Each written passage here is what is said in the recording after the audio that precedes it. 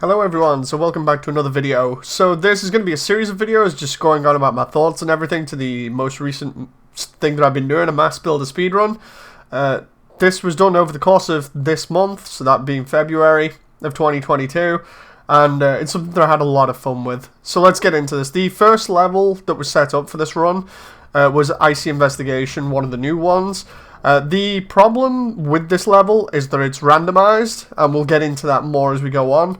My build here is totally different. We couldn't have any cosplay builds, so no Gundams, so I had to choose something else to represent myself. I spent, I think, about a night building this suit. I didn't really go over what name I wanted to give it, so I just give it a random one.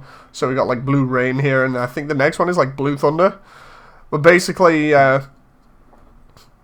what we've got here is a mech that is running all plasma and long-range weapons, and the idea is, as you'll see here, this level is going to be a very large one, and you go from like 3 different areas with randomized, what I can only describe as communications devices, and you go from one to the other, more or less, transferring data into them, going to the next one, which is normally really close, but in a randomized location, tapping into that, and then moving on to the next combat area, and then repeating that.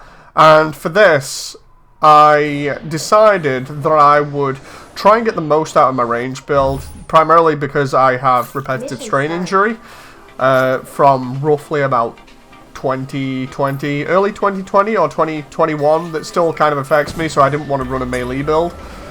So here we have my range build. We start off the level. The idea for me on this is just ice everything as quickly as I can at range and move on. Now the whole point of it being a range build was that I thought I could stand at the edge of certain areas where enemies spawn, kill them all, and then move on to the next area pretty quickly while not having to stay in one location for too long.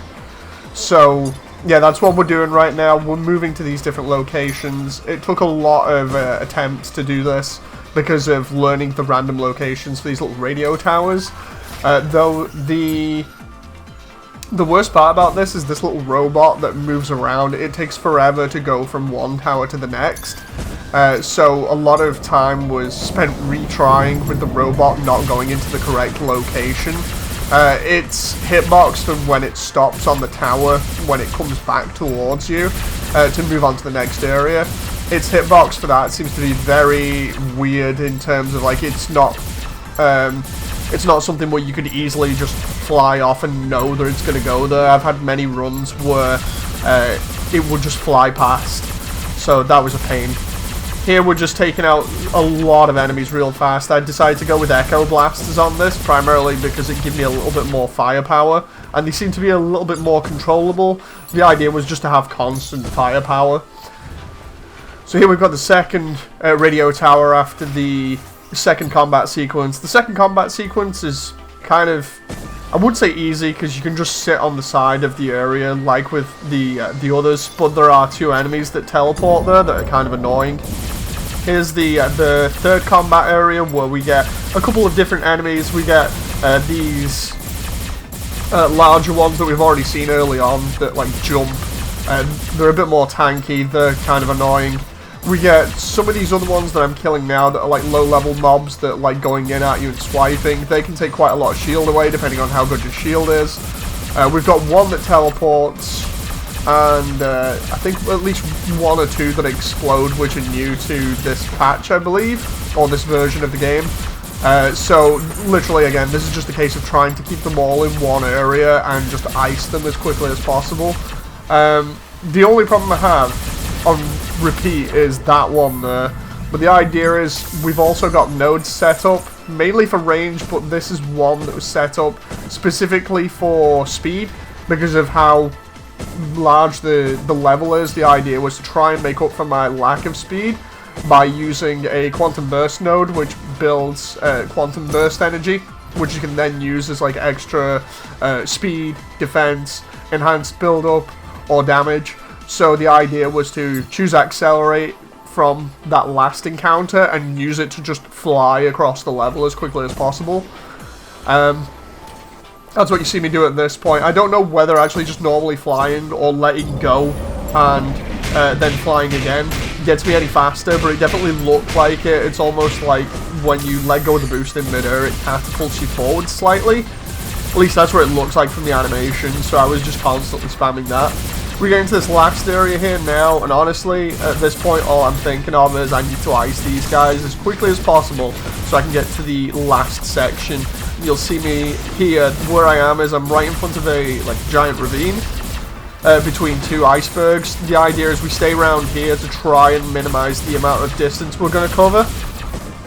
We fly across and go to this last point, of which then it's a case of finding the last radio tower, which I got lucky here, because sometimes that's been on the other side. It's really awkward to get to, and then we wait for the little robot thing to come back here, and we engage the boss. The boss sometimes can be a right pain depending on where he's going and what he's doing. I found the best thing for this literally is just nuke him as much as possible and then go all in guns blazing.